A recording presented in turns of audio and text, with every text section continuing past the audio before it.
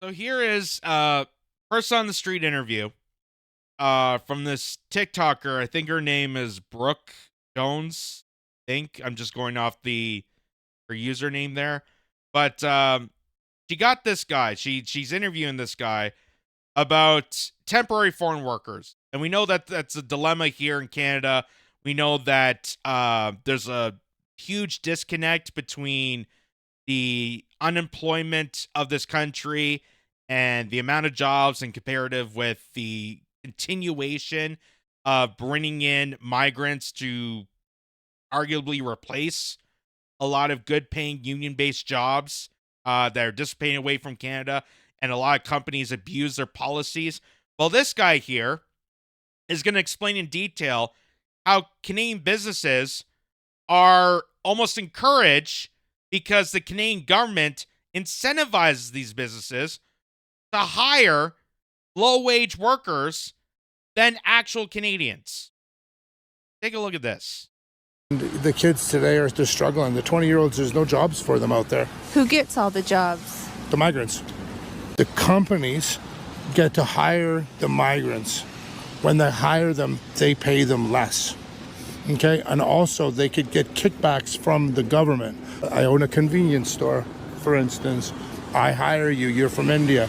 Then I get an MLRI. I get to hire you. And basically what happens is I pay you $20 an hour. The government every 3 months gives me a 30% kickback. When I was in Prince George, my hometown. The people at the movie theater, the lady was telling me she doesn't want to work here anymore because everyone she works with is Indian and they all speak Punjab. So she goes to work. She's a Canadian kid that grew up in a small conservative town that can't work in a place because no one that she works with actually speaks English, because they come here and they don't speak English either.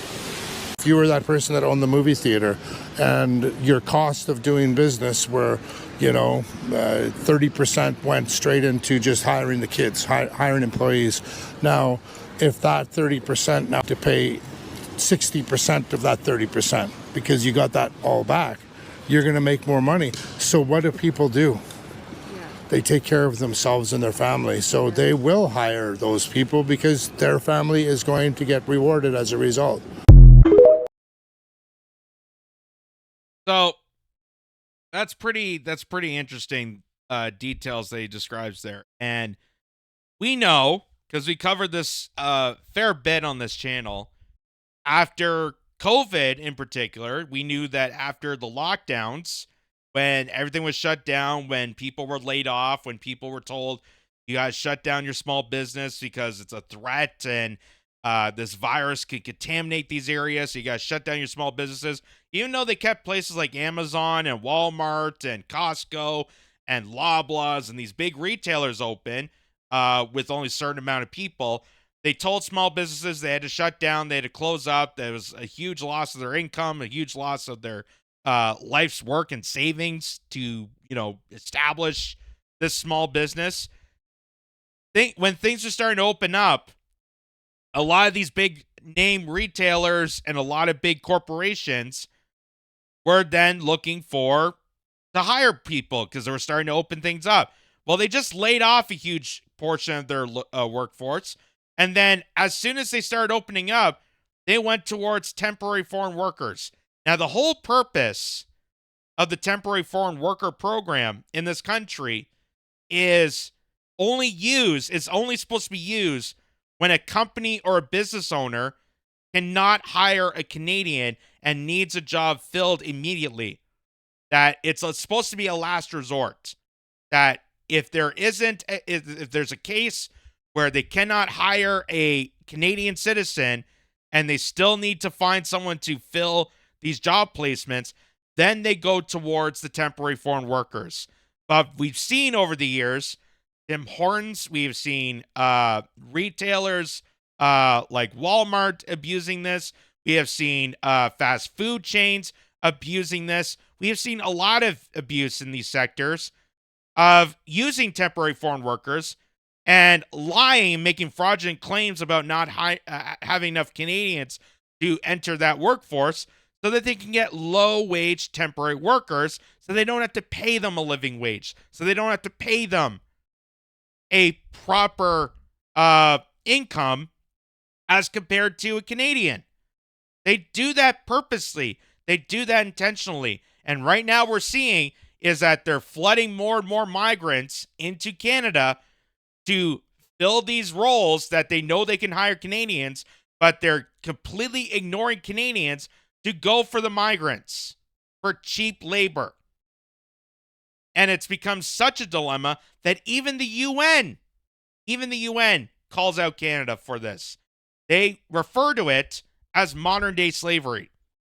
That you're getting immigrants into this country, dangling a carrot in front of their nose and promise them a job, promise them housing, promise them a lucrative life here in this country, and then taking them on a ride and abusing them for cheap labor. That's what all these corporations are doing. And now there's more and more Canadians that are unemployed because of this trend, because of the fact that more and more companies are deliberately pushing away Canadian workers to hire temporary foreign workers for cheap labor. And now we're finding out that they're getting kickbacks for this. 30% kickbacks. So the CBC says from fast food to construction, employers turn more and more to temporary foreign workers. Approvals through the temporary foreign worker program rise in various sectors, analysis shows. So this is from last year, actually, June of 2024. Businesses' demand for temporary foreign workers has surged across the country in recent years, with employers given the green light to hire more than double the people through the federal program last year as they did 5 years ago. The program is designed to provide short-term relief to employers as a last resort. Just keep that in mind. The temporary foreign worker program is only supposed to be a last resort. But a lot of these companies are taking advantage of this to immediately hire temporary foreign workers so they don't have to pay them a decent wage, so they don't have to give them benefits. Because a temporary foreign worker has different rules and restrictions than a Canadian citizen. So they do that purposely. But this has been scrutinized for its potential knockoff efforts to the broader economy and the vulnerable position it makes in place of workers. Last year, employers were cleared to hire 239,000 temporary foreign workers, about the population of Regina. That's up from 108,000 in 2018, according to figures published by Employment and Social Development Canada. The program's growth coincide with the government loosening hiring restrictions to help businesses with post-pandemic labor shortages. Some economists criticize that move, saying it undermined healthy competition for workers in a market economy. Here's the graph here where you can see there's 2018, just above 100,000, and then all of a sudden from 2021 now to 2023, major increase. After they told you to shut everything down, a lot of people got laid off from not their faults. They got laid off, and they're hiring those positions with temporary foreign workers. So this is kind of where Tucker Carlson, when he says the great replacement, kind of steps in. It's not meant to be race baiting. It's not meant to be anti-immigrant. I'm very much pro-immigrant. But there has to be legal stanchers available to make sure that we're getting qualified people to be in this country. Because right now we're just dragging people into these positions that don't have the skills, that don't have the requirements, but they're abusing these people for cheap labor. CBC News analyzed federal data about the number of positions on positive labor market impact assessments, a document providing there are no Canadian available to take the job. The numbers show that while farm and greenhouse workers have consistently been the program's most in-demand roles, demand for other jobs is on the rise. Across the economy, employers have turned to the program to fill roles ranging from administration assistants to light duty cleaners to construction trade helpers and laborers. And if it was the case that there's no Canadians available to take on those jobs, unemployment would be at zero. Unemployment would be at zero. So why is unemployment high, but yet companies are looking for workers and they go and outsource to other countries to bring those people in? Why is that the case? An increase in positive LMIA positions doesn't necessarily mean that there are more temporary foreign workers in the country. For example, an approved employer might change their mind before actually hiring one. Oh, they might change their mind. That's the silver line. They might change their mind. But it reflects employers' rising interest in the program, which by any metric is growing. Work permit data published by Immigration, Refugees, and Citizenship Canada shows the number of temporary foreign workers in the country last year hit its highest point since records began in 2015. 2015. That's an interesting year. I wonder what big significant event happened in Canada that may have started this trend. Thinking of the name. He was like a prime minister. I think his name was Justin Trudeau. I think that was his name. I might be wrong. But here, you can see the graphs here. Look at this. 2015 compared to 2023. Look at that. 37% increase. Just 1 year. From 2022 to 2023. And they're saying, oh, there's not enough Canadians available, that there's not enough workers, there's a skill shortage. But yet, they don't incentivize to actually help Canadians to connect to those jobs. They don't actually incentivize Canadians to get to those positions. They rather take advantage of that situation and hire cheap labor. But cheap labor, are they going to have the same skill set? Probably not. Are they going to know about Canadian industries? No. But corporations, big companies, aligned with the governments, are going to exploit this. They're going to exploit this. Hence why the continuation of this open borders policy. Also the fact that NGOs like the Century Initiative, that Mark Carney and his now advisor were ahead of, are telling you that the country, Canada, needs a population of 100 million by the end of the century. Why? Because there's not enough people in future generations to take over. There's not the birthing rate is low. Not enough people are having babies. That's what they claim. But again, there's no initiative to actually get people to have children. There's no initiative to make it easier for families to develop. There's no initiative to help younger people actually consider start a family.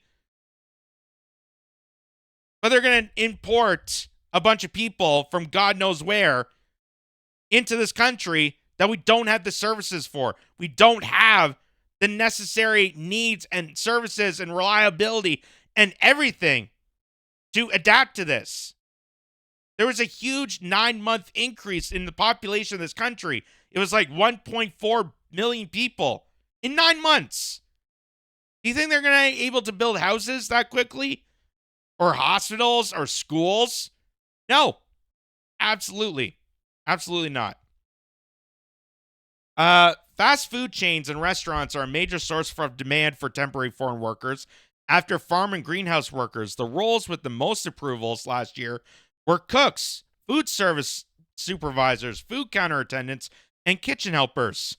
Food counter attendants in particular increased from 170 jobs in 2018 to 8,333 in 2023. The top 10 employers cleared to hire the highest number of them last year were all fast food operators.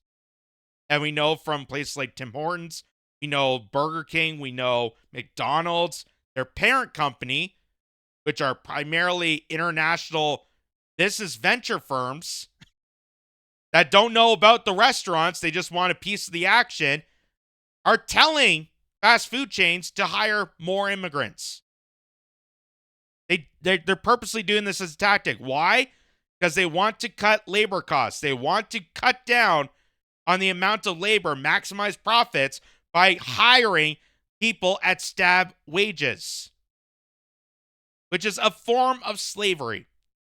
Which is why even the UN is calling out Canada for this. The relationship between the food service industry and the temporary foreign worker program has at times been fraught. Roughly a decade ago, controversy around the industry's use of the program led the federal government to impose a temporary moratorium on that sector. Temporary. Remember, that was Justin Trudeau before he resigned. Oh, we're going to temporarily look into the immigration crisis. We're still going to have that 100 million people by the end of the century. That's what my owners told me. That's all the businesses are telling me. But no. We're going to have a temporary halt. And here is another graph here of low-wage temporary foreign workers approvals have almost quadrupled between 2018 and 2023.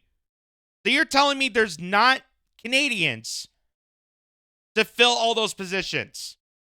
Yeah, if that was the case, unemployment would be at zero. Would be at absolute zero. You're telling me that there's nobody to fill those positions, that they are so desperate that they have to look outside the country, bringing stragglers from other nations to insource workers that they could use at scab wages. This is a scam. This is a scam interconnected with the federal government, with immigration, with major corporations, and this is why we have such the influx of mass population in a matter of months. And cities cannot hold it together. Cities and counties and communities all across Canada don't have the services to deal with this population increase at a rapid rate. And that is why we are calling for action. That's why we're calling for the end to the open border crisis. You can't have open borders and consider yourself a sovereign nation. That completely destroys the sovereignty. It destroys the security of this nation. And they do that purposely.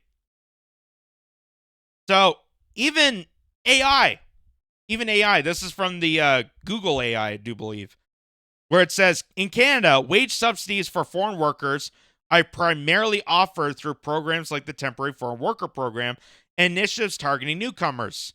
These programs often provide financial assistance to employers who hire foreign workers in certain sectors who face labor shortages.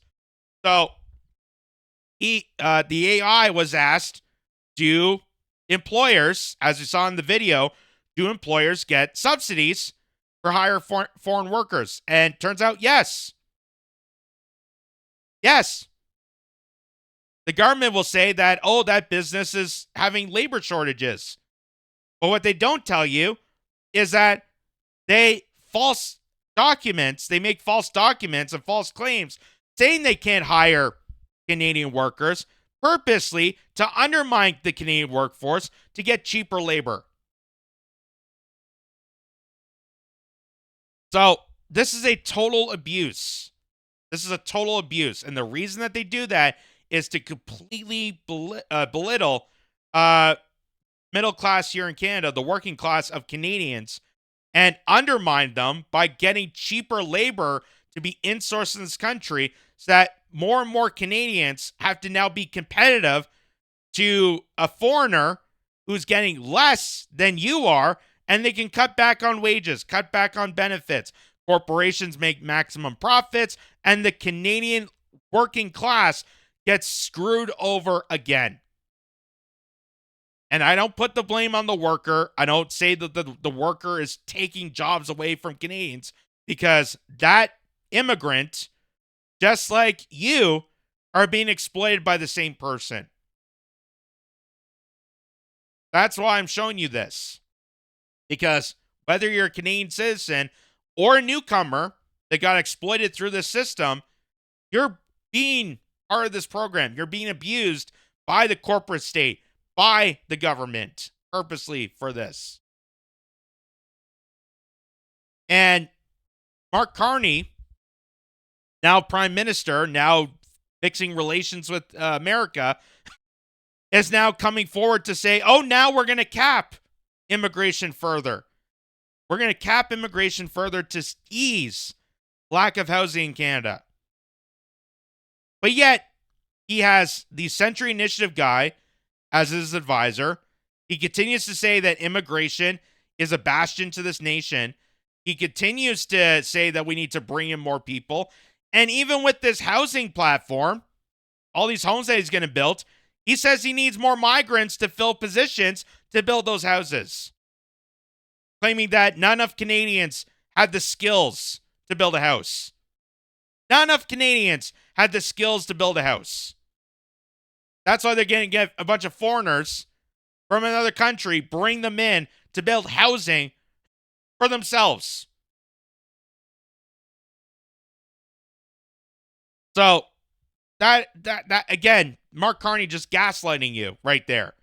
Just like Justin Trudeau gaslighting you, just like all these people are gaslighting you, purposely to undermine the Canadian working class. And that is the whole trajectory of something like this. And I'm not bashing the temporary foreign worker program. I get it. If companies are desperate to fill a position and that is your last resort, but it's supposed to be a last resort. It's not supposed to fulfill your entire employment, your entire workforce, just so you can get cheap labor for pennies on the dollar and maximize corporate profits. It's not the point of this. The point of it is that if there is someone specific with a certain skill set and you're desperate to fill that position, then you can look outside the country. Then you can look at newcomers through a legal process. But we don't have that in Canada. It's completely diminished by the billionaires, by the oligarchs, by corporations, companies, and agitators outside the country putting pressure on this, and that's why we're in the situation we're in right now. And like I said, you know, if really we didn't have enough Canadians to fill these positions, unemployment would be at zero. But it's not. There's record high unemployment for young people. Young people. Because young people that could work at fast foods, that could work at a place like Tim Hortons, can't. Because these companies are hiring foreigners under the nose purposely to undermine them. You're being screwed. You're being screwed. Not just you as a Canadian, but also the immigrant too, which is why I feel sympathy also for that.